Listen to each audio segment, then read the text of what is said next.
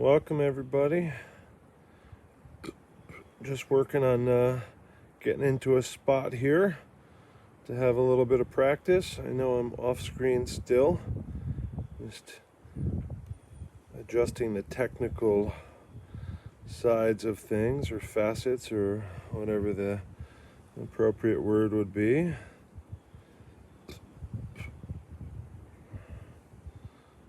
It's a pretty cold one, but I don't expect I'll have to do an awful lot of talking on this one. Welcome aboard.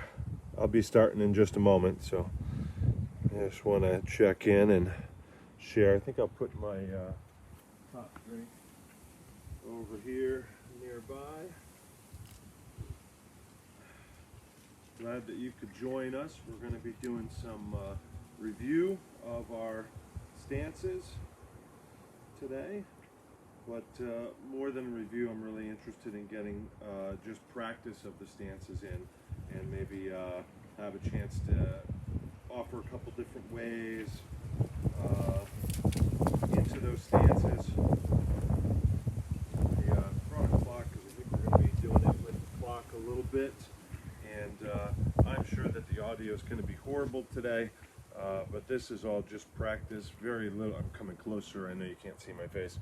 This will all be practice, not an awful lot. I think I'll have to say, or you'll even have to hear for sure, really just inviting you to find a nice stable spot, some grippy shoes or grippy feet or non-slip surface, level, supportive, just enough space to practice a little bit of stances. The wind seems kind of intermittent, but when it comes up, it feels like it's picking up a reasonable amount. I'm sure that'll challenge us. Anyway, so I'm going to just share this. I'm just kind of getting into my horse stance, and I'll do a little warm up here, but I want to make sure I'm sharing our efforts.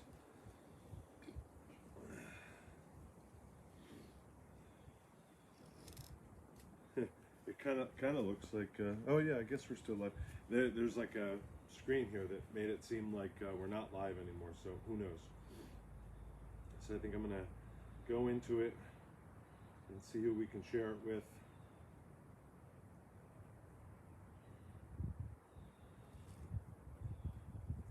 Find a few people to share it with.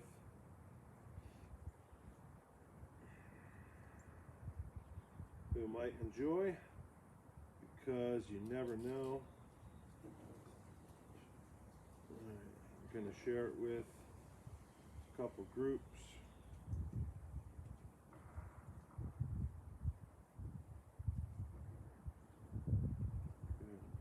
Okay, that's enough.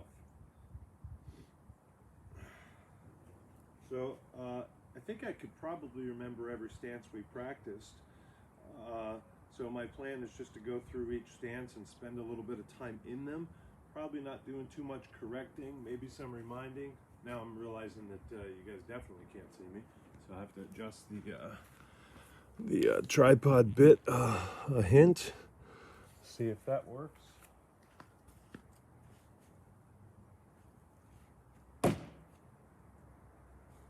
Yeah, I have a lot of glare. Yeah, that seems okay. Probably I could have raised it a hint more.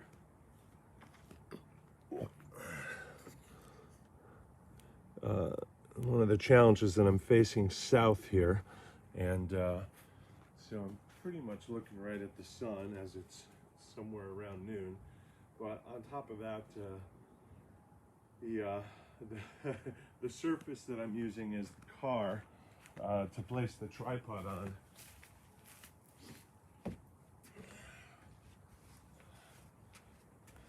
One result of that is that it's highly reflective from multiple surfaces. So I'm going to set a blanket down where the reflectivity seems to be and see if that dampens it.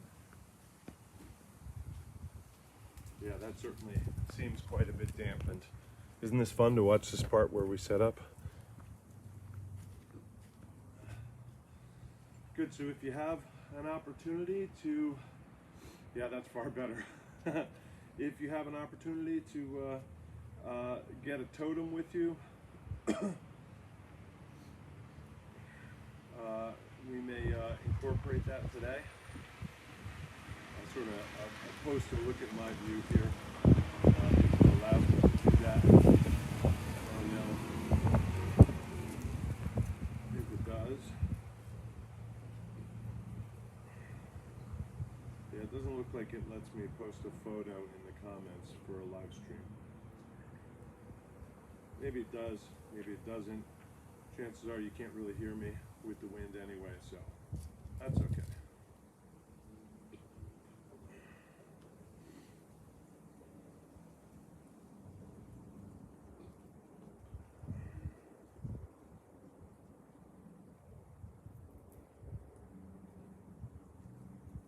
Okay.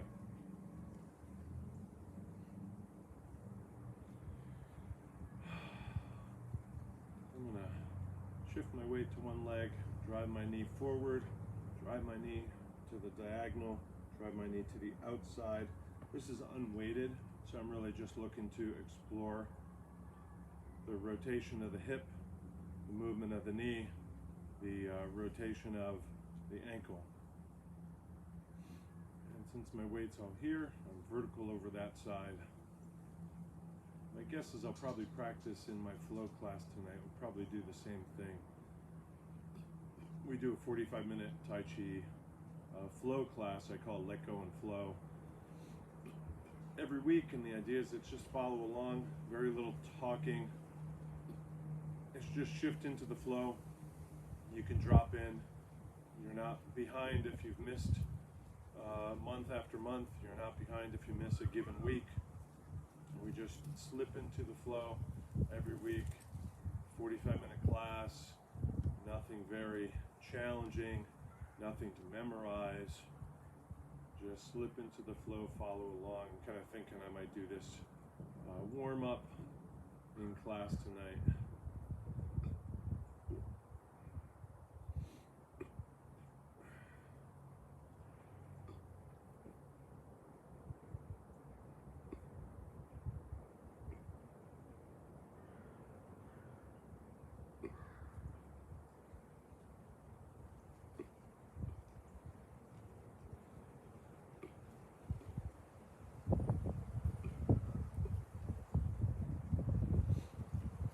Switch sides, weights here, that knee is tracked forward, and now I'm bringing the knee forward. That means my heel is up.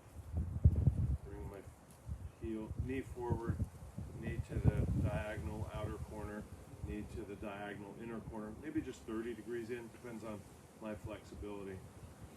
But I certainly want to make sure that in doing this, I am not challenging this knee in a way that the structure changes or misaligns, realigns, shifts. Now the wind is blowing my blanket or towel or whatever. My semi-anti-reflective towel. But it's also kind of partly cloudy, so I'm guessing here and there the sun will happen to be covered.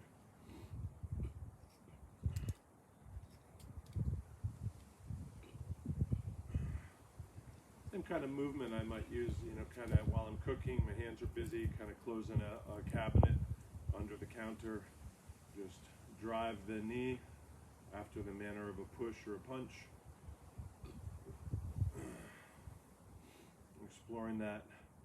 Something to watch out for this, I think, is that as we drive that knee, we might start to slowly let the tailbone go out or the butt go out and behind instead of keeping it underneath.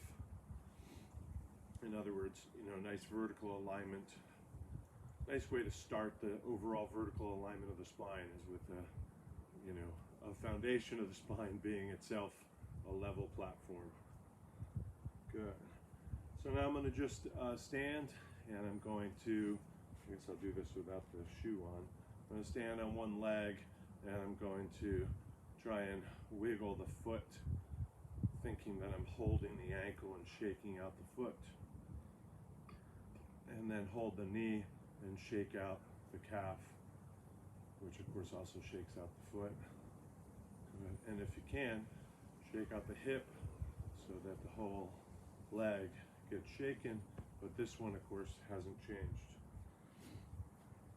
It's really just describing where my intention is and my focus. So, can you just wiggle the foot? When I do this, I tend to do my hand a little too.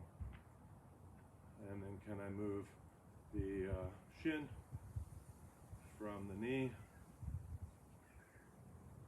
And can I move the leg, shake out the leg from the hip? Doesn't have to be very vigorous. I did it much more subtly on this side than the first side.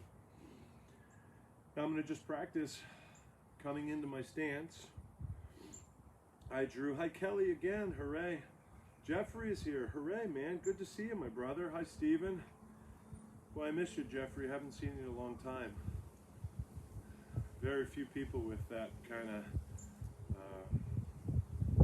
sort of bright, charismatic, seizing life kind of spirit, you know.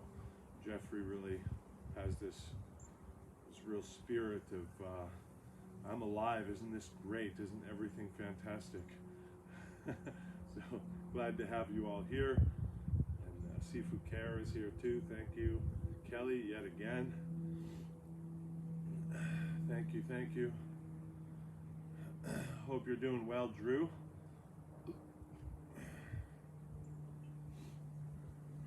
So we'll have just a few thoughts today on the practice as opposed to how to do it in the review. That was kind of how to find the shape and create the shape, hold the shape, warm up the shape. There's my timer. So what I'm going to do is just in about 10 seconds I'm going to sink down into the horse stance. I'm going to just try using the timer to hold it for a period. Maybe about 5 seconds from now, thinking about tracking the knee, coordinating the breath, and down.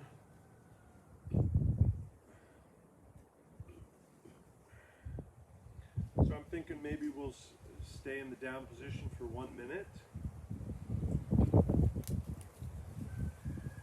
Assuming I have this idea of 1 minute, maybe a good idea is to take 10 or 15 seconds to review the recipe before you begin the minute. Then begin the first 10 or 15 seconds adjusting and paying attention to what needs to be adjusted. Then maybe rest in that stance, or be in that stance. Maybe it's not restful for 10 seconds or so. Maybe, something like that.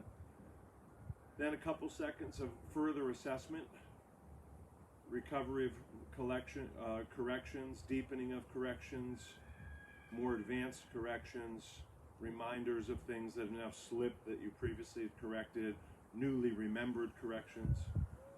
Maybe take a few seconds to install them.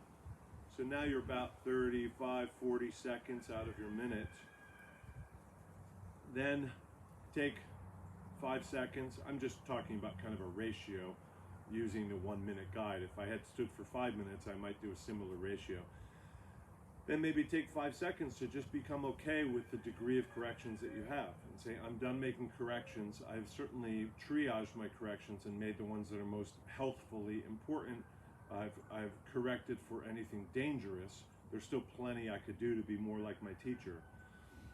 And then the last 15 seconds or so, just be in the stance.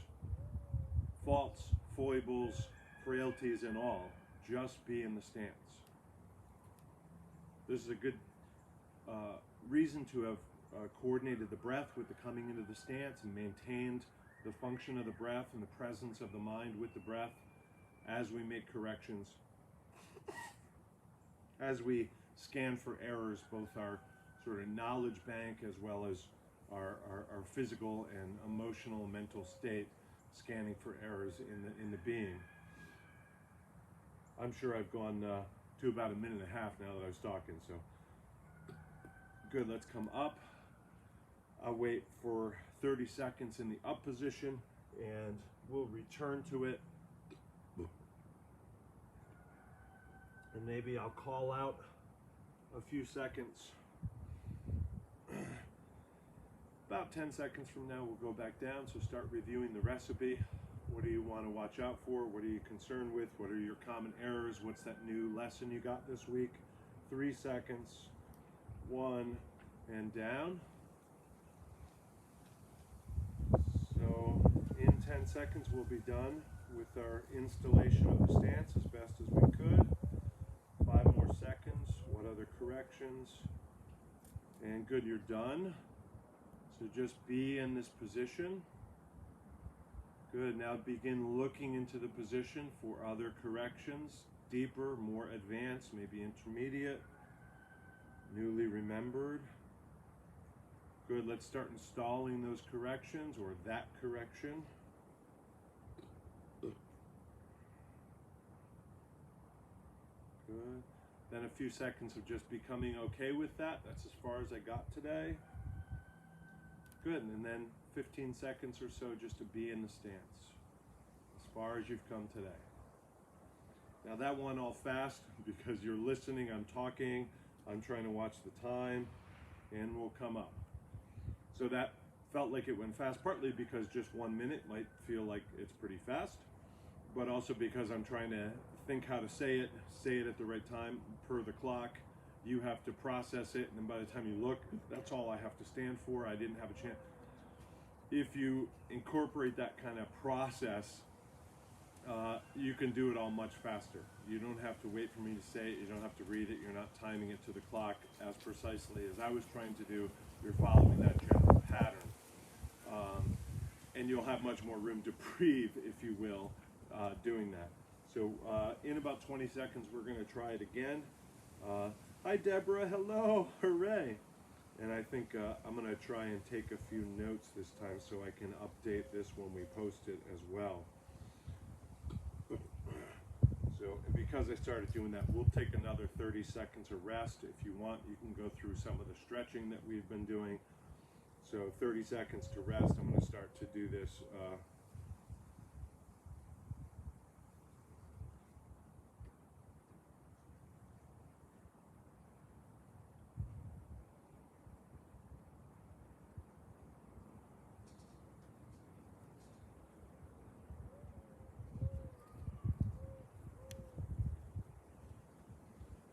Good. Reviewing the recipe.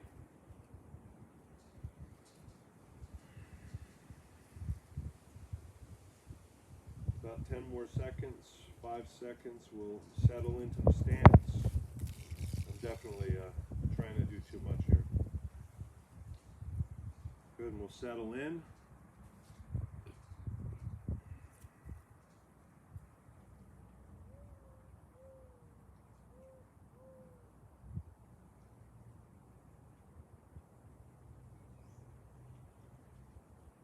Good. Now just being in that stance.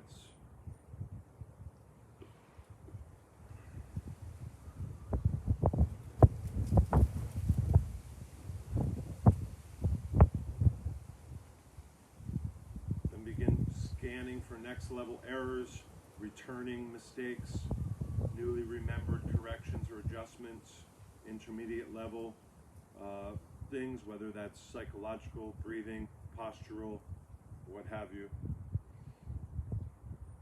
Then becoming okay with where you've arrived.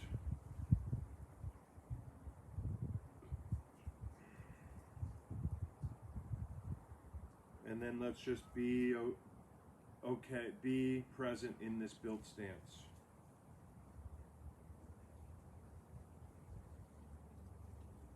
Good. I think I have that typed out enough for me to understand what I mean. And then let's come back up out of it.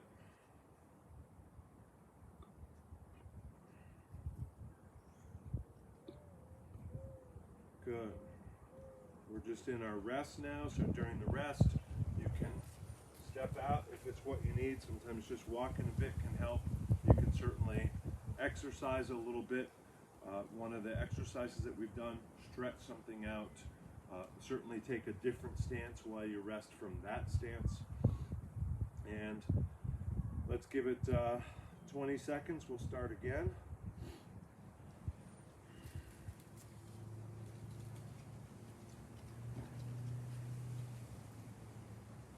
10 seconds, let's begin reviewing the recipe. What are the things you want to work on this time?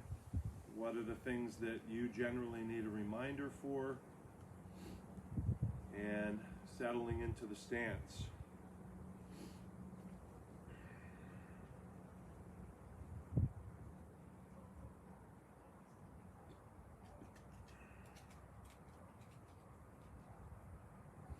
Good, let's just be in that stance. Just continuing to update here. Then review the stance, scan for errors, remember more information.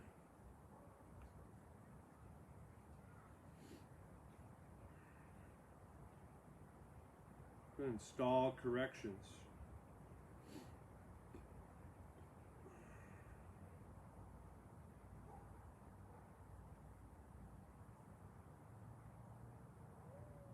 Good.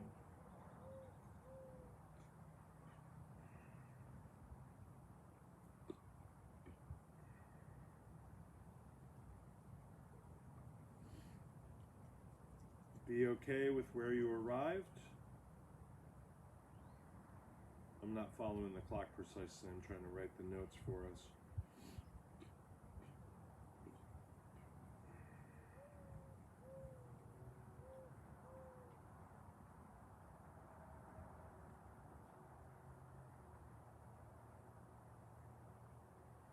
Then just be in that built stance.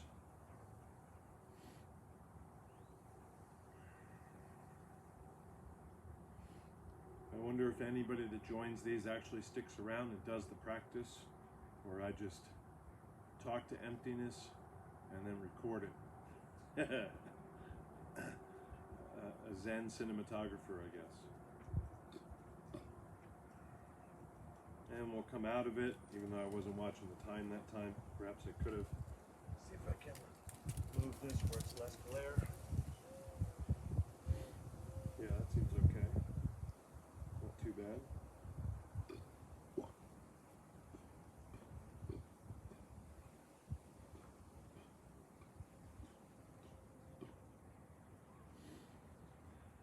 Okay, reviewing the recipe.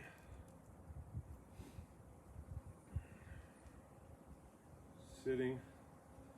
My guess is that we've taken long enough here that I essentially, I think I was going to review every stance, but I think what we're going to do is just practice the reviewed horse stance, and maybe I'll just do, I think we've done six different stances, so I guess that's what I'll do next. I'll do 6 of these and work on the practice.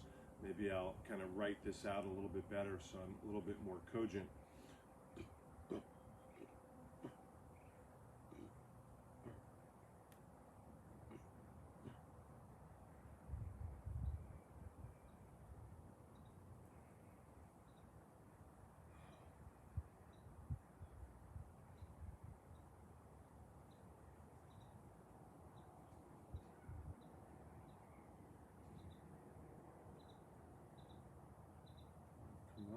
I'm going to do this one in profile.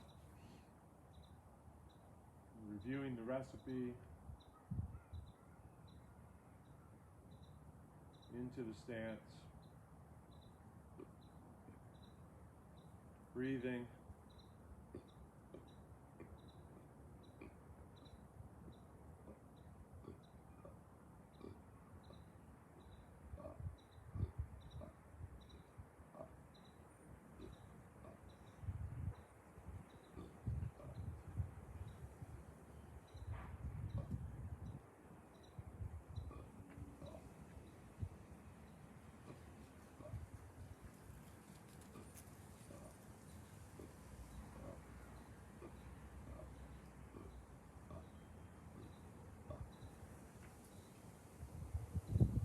Up out of it. I'm going to just do a wider horse stance this time. As usual, checking in on the tracking of the knees, but an awful lot more important this time. So I'm going to recommend a way that I really enjoy doing a stance practice when I'm not, sort of practicing something in the upper body. So I'll do this with shifting, pivoting, stance, and stepping practices. And that is to, I'm going to settle into my stance for a given amount of time. And I'm just sitting there. I can certainly meditate, do Qigong, practice upper body stuff, whether they're still or moving. But one thing I rather like to do, which is not following a learned lesson. It's not saying, oh, this is how my teacher taught me to do it, or let me hold this posture, or let me work on these strikes as I stay in the stance, all of which are fine. But what I do is I like to kind of have a totem to help focus, direct my mind and my intention. And so while I'm in the stance, just, I'm going to be in my stance for 25 minutes. And so I will hold in my mind something that represents something meaningful to me. So it might be a place. Today I was thinking about doing it towards a teacher. Sometimes I'll do it for a student. Sometimes I'll do it for somebody I know who maybe is in duress or illness or pain. Had a lot of practice doing that this year with COVID. So many people I'm aware of that died, that became very ill. So many people that were perhaps not ill or infected, but infected with worry, anxiety, fear, and concern. So there's a fair amount of me holding somebody in my heart and my mind while I held a stance. Sometimes I'll hold a totem. Might be something that kind of represents them to me, feels like them to me. Maybe it was a gift from them to me, something like that. So I had this little bit of white cedar I thought I might use, but I think I'm going to opt for this little murti, this little statuary, which maybe afterwards I'll bring in for a close-up. And I'm going to just, I guess I'll adjust this one more time. In 10 seconds, I'll sink in.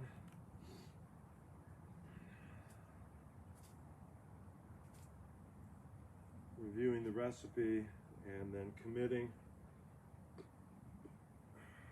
Good. So I might do this like with the larger stone. I might hold it close to the body. I might hold it far from the body, particularly if it's heavy. That can be a challenge, but holding far from the body is usually a challenge anyway for people. And I'm going to consider kind of how I hold it in terms of proximity to the body, how I hold it in terms of one or two hands, or maybe no hands. Maybe I'm going to hold it in the arm, for example. In this particular case, where is it going to face, since it's a statue? So, if I'm holding a sphere, I don't probably think about that so much. But there's some meaning to the direction it faces, or I might find some meaning there.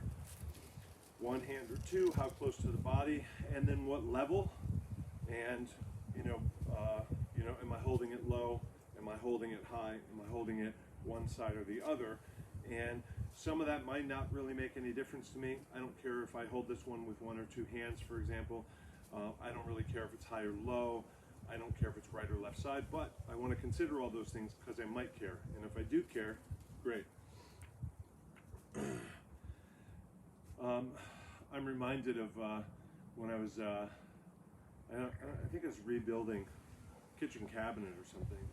And the builder said, well, want to pick out some handles, for, the hardware. And I was like, I don't care, just anything, just something that pulls a drawer. No, you're going to need to look at the book or come to the showroom or, go online, So I don't really care. If they work, they're fine, just, I said, you know me, I'd rather have them durable and simple, and I want them plastic, I guess, He said, no, I said, look, I don't care. Here's what I care about. And then, so anyway, I got talked in. I went to the showroom. And as soon as I'm in the showroom, I realize I have opinions about everything. This color, this shape, this material, this style, this size, this type of mechanism. I didn't know I had all these opinions or preferences. Some of them were preferences, you know, I don't want this, that's my preference, and some of them were like something like this, or exactly that, or never this. And all of a sudden I realized I had developed over my whole life a preference about all of these things, but I wasn't consciously aware of it, or I wasn't kind of at the frontal consciousness aware of it. And so anyway, I was really grateful I got talked into going, because then I found the ones I wanted, even though I was sure that I'm not the kind of guy who cares about what kind of, you know, cabinetry pull knob things there are. Anyway, similar idea. You may not think you care left or right, high or low, facing you or not, I don't know, holding it upside down or not, one hand or two. You may not care which shape your hand it is, but it might make sense to you to consider the shape of the hand rather than just, hey, I know it's in one hand, but maybe this is a statue, I don't want to hold it by the neck, that feels wrong to me. As an example, I might want to hold it as lightly as I can so that I feel like the wind might almost shift it, and I might want to really hold it in a much more secure way, like a baby or a football. So at least going through and checking in with those, you might say left or right, and then when you get to that question, you know what, I actually don't care. Fine, no, it doesn't matter, just find where it finds you. So anyway, this particular statue was a gift to me by my teacher when I started this school, Someday Farm. My previous school, Silent Dragon School, Kung Fu and Tai Chi, was essentially the school that I moved to here, and then I adopted the name of the property that was already here for my school.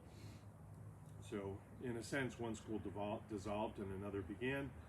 In another, the school changed names and places at the same time. Anyway, but this was a gift. He gave me two gifts, one for indoors, one for outdoors, or one facing in or one facing outer. This is the facing inner one, and so I'm opting to hold this with two hands lightly, because we used to push hands an awful lot together, and I want to kind of have that sort of push hands connection, which is often two hands and light. And I also, you know, so this position feels like how I'd start in push hands.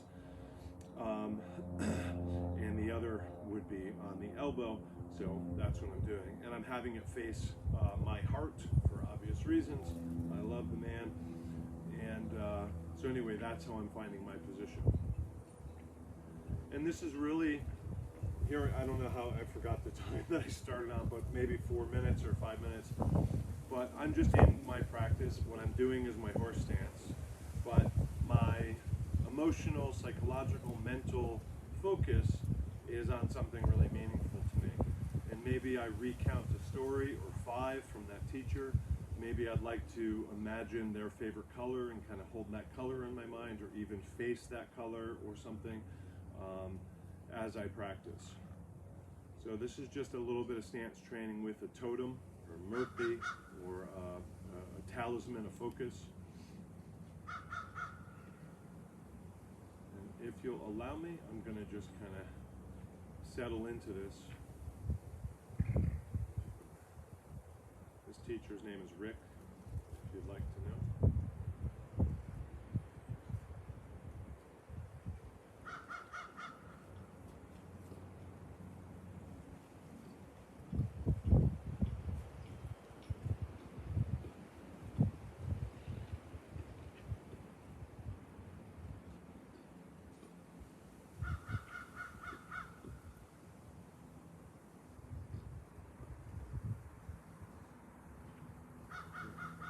As we said before, when you start feeling like you're ready to come up, check in with yourself, Doorkeep practice, maybe just going a little bit lower, maybe for a short time, buys you a little bit more practice.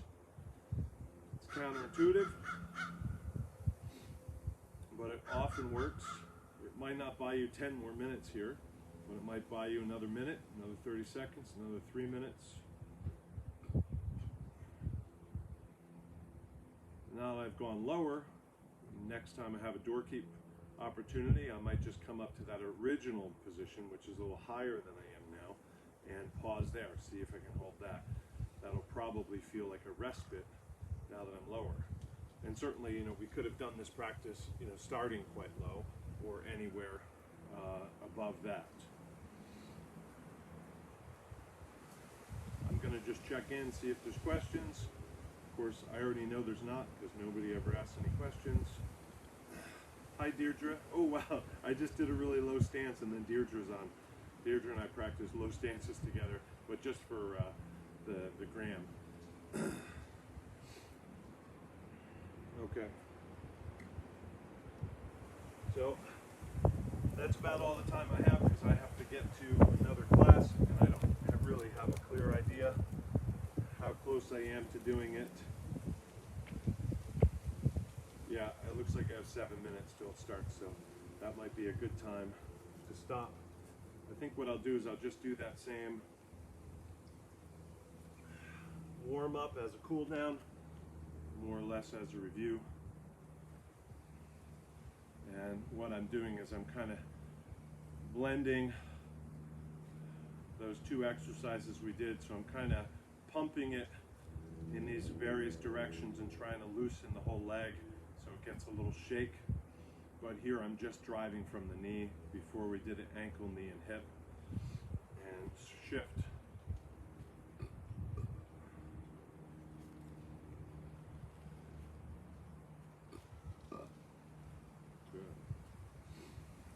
Okay. Thank you all very much. Appreciate it. My guess is we'll do this every day for 5 more days.